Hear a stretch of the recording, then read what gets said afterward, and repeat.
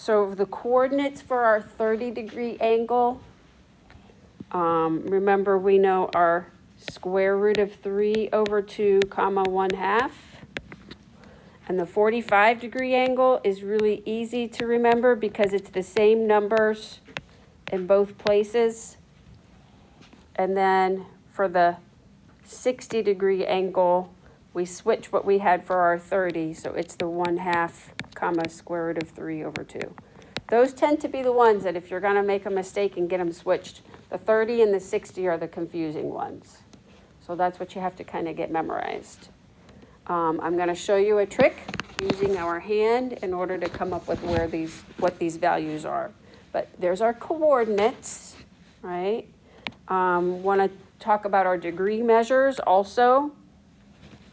So we know this is at 0 degrees and at 360 degrees. We know this is 30 degrees and 45 degrees and 60 and then 90, right? And then our radian measures, our corresponding radian measures, at 0 degrees would be 0 pi, 360 degrees is 2 pi radians. For 30, we know pi is equal to 180, so we divide by how much in order to get to 30. So 180 divided by what gives us 30? And it's 6, so pi over 6 for 30 degrees. 180 divided by 4 to get the 45 degrees, so pi over 4. And 180 divided by 3 in order to get to 60. And then 180 divided by 2 gives us 90, or pi over 2 is 90 degrees. So that's a way to kind of remember those radian measures if you're having a hard time getting those memorized. Okay? All right, comments, questions, thoughts about just kind of creating that unit circle? Because now we're going to actually do some practice with this of how we actually use it. So if we're looking for a sine value, are we looking at the x or the y? The y, good. If we're looking for a cosine value, are we looking at the x or the y? The x. And for tangent, y over x, or more specifically, in some instances, you want to think numerator of the y over numerator of the x, right? Okay, so let's look at some examples here just to kind of refresh our memory on that process. All right, so cosine of 30 degrees. Someone talk me through that. Talia?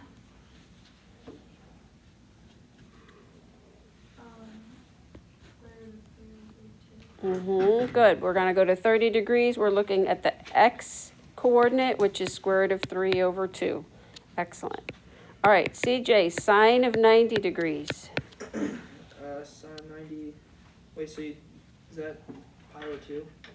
Yep, that's equivalent to pi over 2, but what's the value there? Oh, it's the opposite over hypotenuse. Are we looking for sine? Are we looking at the x or the y? The y. Okay, what's the y value at? At the 1. There you go. Okay, so sine of 90 degrees is equal to 1. The cosine of pi over 4, Yuhan? Square root of 2 over 2, excellent. And then the tangent of pi over 3, John? I could please solve this, I can't forget.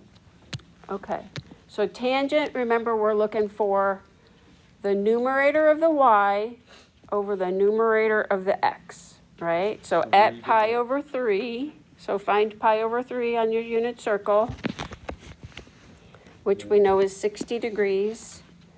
And we're looking at the numerator of the y, either place, if you want to look here on your plate or here. Okay. So at 60 degrees, the numerator of the y over the numerator of the x. So it's square root of 3 over 1? Square root of 3 over 1. Excellent. You got it. Okay.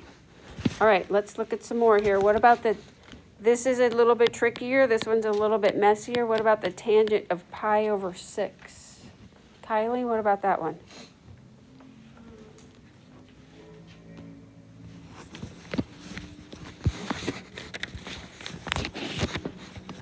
Numerator of the y.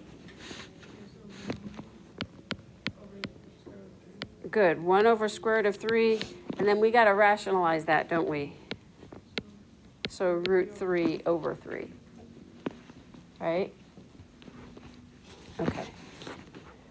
All right. Let's look at a few more sine, cosine, tangent, and then I want to refresh your memory on the reciprocals. What about the sine of 0 degrees? Oops. Let me fix that. Sorry. Sine of 0 degrees. What would that be equal to? Owen?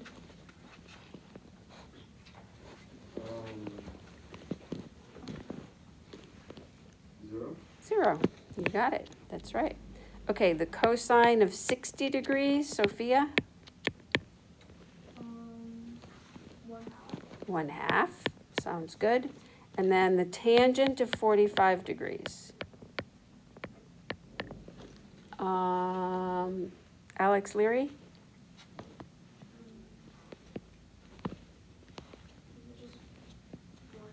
It is. Good. Because it's root 2 over root 2, which just gives us 1.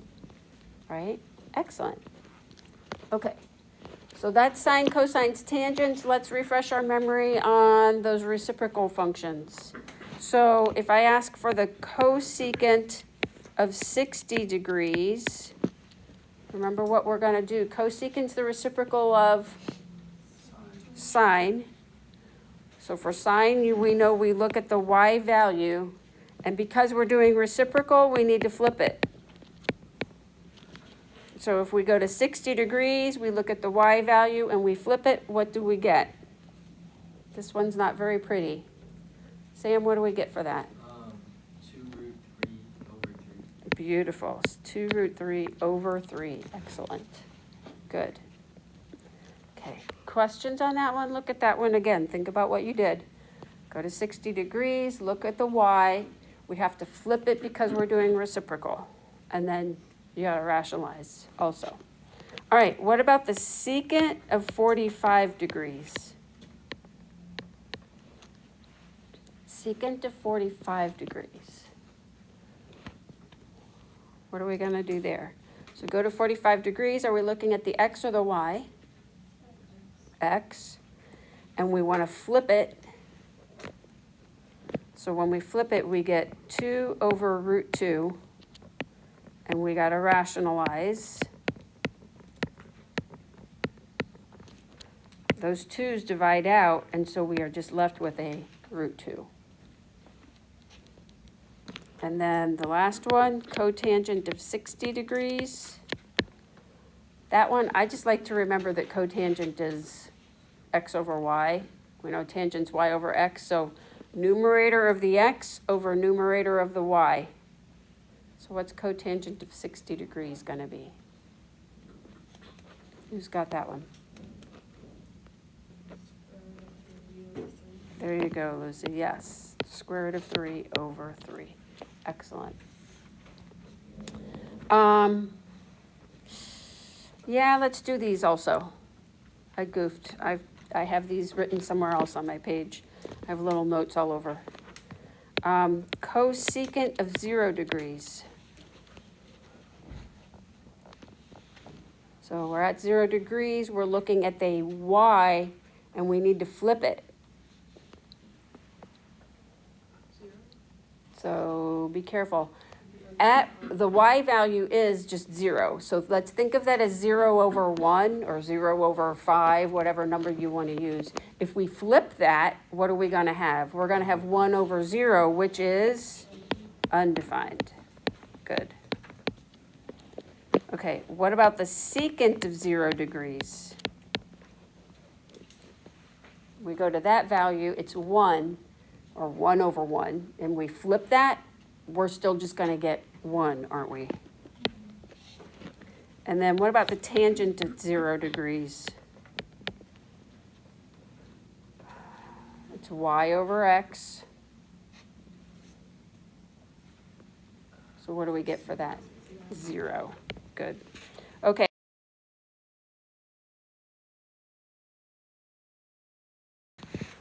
On how to memorize some of this. So we're on to that next page. What page is this? I don't know. Or page 3. So I actually want to focus on the 45 degree and the pi over 4 first. You kind of noticed this when we were looking at this with the circle, when we were doing the plates the other day, right? We have this, if this is 1 pi over 4, if we progress around the circle from 0, we go to 1 pi over 4, and then 2 pi over 4, which we know simplifies to pi over 2, and then 3 pi over 4, and then 4 pi over 4, which simplifies to pi. So you can count around the circle to do this, right? So 4 pi over 4, 5 pi over 4. This is 6 pi over 4, which reduces to 3 pi over 2. And then 7 pi over 4. And then we're going to be at 8 pi over 4, right? Which is 2 pi. So you can kind of count around the circle. That's going to help you with this, right? So that's our 45s. That's our pi over 4s. If you notice on the left here, we've got this going by pi over 6s. So similarly, right, if this is 1 pi over 6, then this is 2 pi over 6.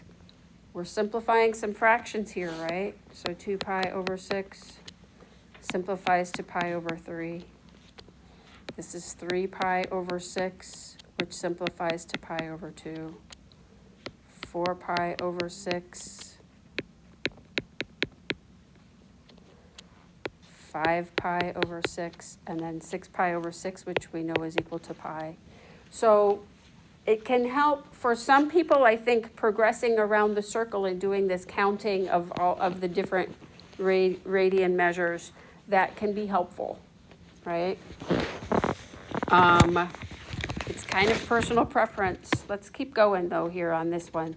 If this is 6 pi over 6, then this is 7 pi over 6. 8 pi over 6, which simplifies. 9 pi over 6, which simplifies.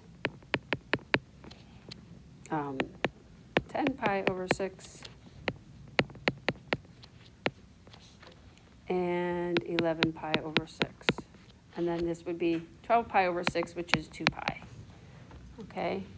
So that's just kind of one trick that some people use to kind of deal with the radian measures. For me, I just always go with thinking about where my degree, what my reference angles. So, but some people, I think, kind of prefer to think about progressing around the circle. So I wanted to share kind of that trick with you. I kind of want to color code this. So I'm going to go with some different angle measures. So to practice with our degrees to radians here, let's think quadrantal angles first. So our 0 degrees is 0 pi. 90 degrees is pi over 2. 180 is pi. 270 is 3 pi over 2. And we don't have 360 on there. That's 2 pi. All right? So that's our quadrantal angles. Let's deal with our 30s. I'm going to use a different color for that. You do have to kind of think about this and be careful with this. So we know our 30-degree angle is pi over 6.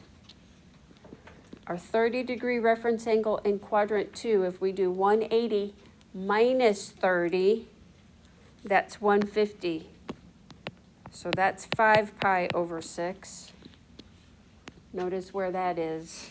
And then 180 plus 30 is 7 pi over 6. And then 11 pi over 6 is 330.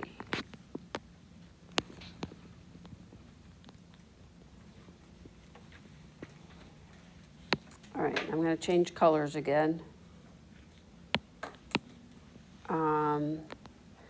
Our 45s, guys, if you see a degree measure that ends in 5, then you know it's a 45-degree reference angle. If it's on if it has to do with unit circle, right? So this is pi over 4, and then 3 pi over 4, and 5 pi over 4, and then, God bless you, 7 pi over 4.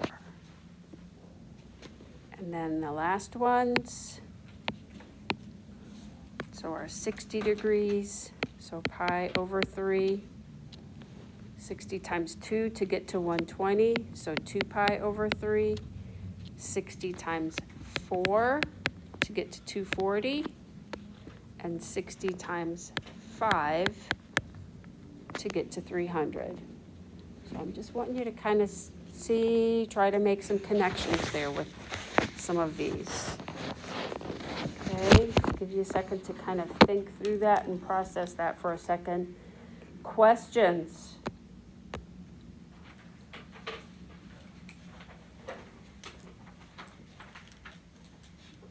Okay, all right. I want to kind of show you kind of some other relationships. If you notice, like what our quadrantal angles look like, they are going to be pi's or pi over 2, right? So those are for our quadrantal angles. So I kind of highlighted those and put those together so that you could see those. If you notice what I did in each column here, so I've labeled each of those as these are our angles in quadrant 1, these are the corresponding angles, the reference angles in quadrant 2, quadrant 3, quadrant 4. So if you want to take the time to kind of label those that way, I want to show you some patterns that develop with those particular values as well, and that can be helpful. Okay?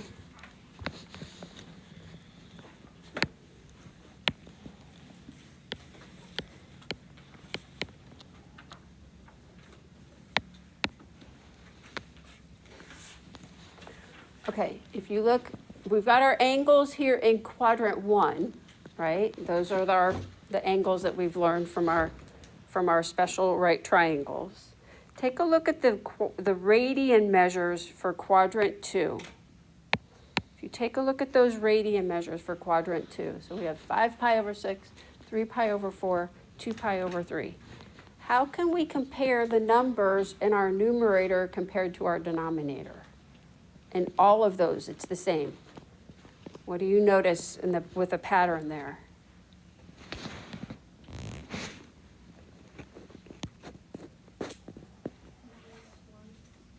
I'm sorry? Yeah, so if you look at the numerator is 1 less than whatever the denominator is. So numerator is 1 less than denom. Right? And guys, if you think about that for a second, it should make sense to you. Let's think about this. Right? If we're in quadrant 2, if we are up here, right, it means we are just short of a rotation to what's equal to 1 pi, right? This is where 1 pi is. So with our different denominators there, this would be 6 pi over 6, or 4 pi over 4, or 3 pi over 3, if we were to rotate and count using the radian measures that we have. So it should make sense to you then that in quadrant 2, where we're not quite to that 1 full pi, the numerator has to be a little bit smaller than that. So the fractions, if you notice, so it's 5 pi over 6, it's almost to 6 pi over 6, it's almost to 4 pi over 4, it's almost to 3 pi over 3. But the numerator is 1 less than that denominator. Okay? So that's quadrant 2. Similarly, to get into quadrant 3, we're going just beyond that value of whatever that fraction is for the 1. So if you notice, look at your values for your radian measures in quadrant 3. And if you notice, the numerator is 1 more than the denominator. right? So it's saying we go to 1, and then we're rotating a little bit more to get down into quadrant 3. So 7 pi over 6, 5 pi over 4, 4 pi over 3.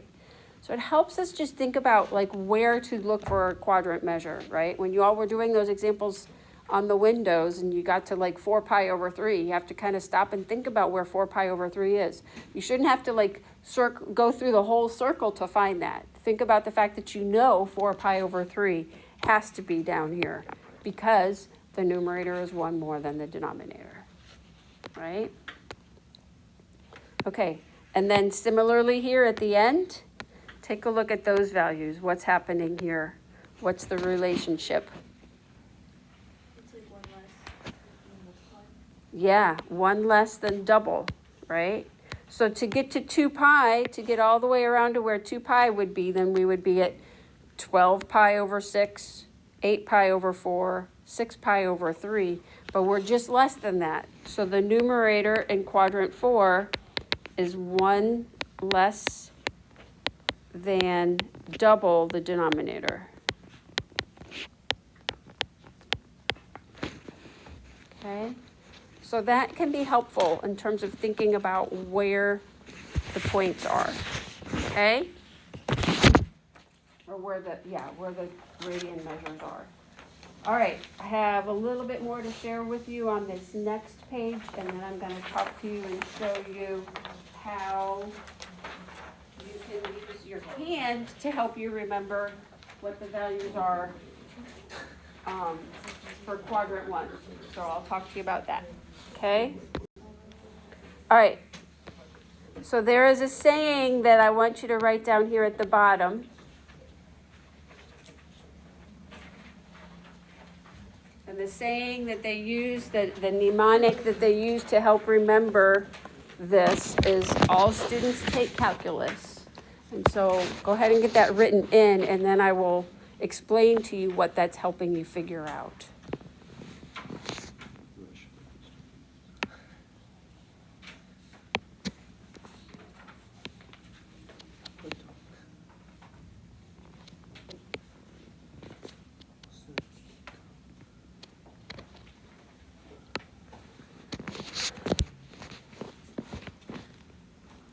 So we progress as if we're in the quadrant, so 1, 2, 3, and 4. So the ASTC, what it stands for, what it helps us remember is which trig functions are positive in that particular quadrant. So if you notice, I've highlighted here, if you notice in quadrant 1, everything's positive. So that's all of them, right? So the A stands for all, not just in the mnemonic and the saying that you're going to remember, but it means all of the trig functions are positive. Everything's positive there, okay? In quadrant 2, over here, what that's telling us is that it should make sense to you. Y values are positive, sine corresponds to our y, and y is positive above the x-axis. So it should make sense to you, hopefully, visually, that the sine value is going to be positive, but the cosine and the tangent values are negative there, right?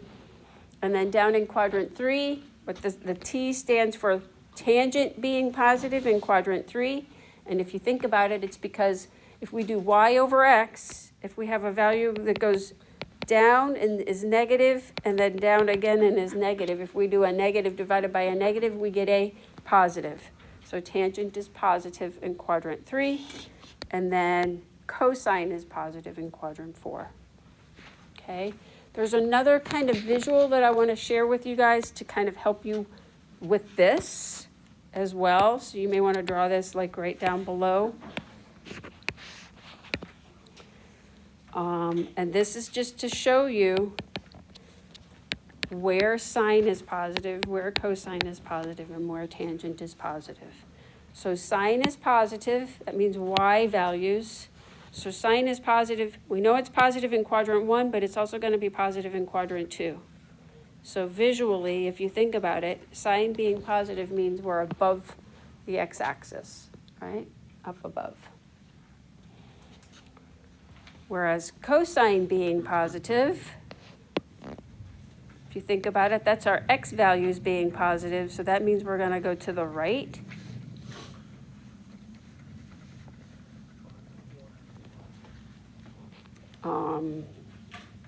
So it's the first quadrant and the fourth quadrant. And then lastly, tangent, and this one's kind of weird because it's not right next to each other. Think checkerboard or diagonal for this one. So tangent is positive in quadrant 1, and then is also positive in quadrant 3. Okay, we're going to use this information quite a bit over the next little while, anything trig related, and we're going to need that information. Okay, I'm going to explain to you how you can use your hand. I want you to focus, either look at your plate or look at the unit circle that I have right there on that page. But I'm going to explain a little bit to you about how you can use your hand to think about what the coordinates are, okay?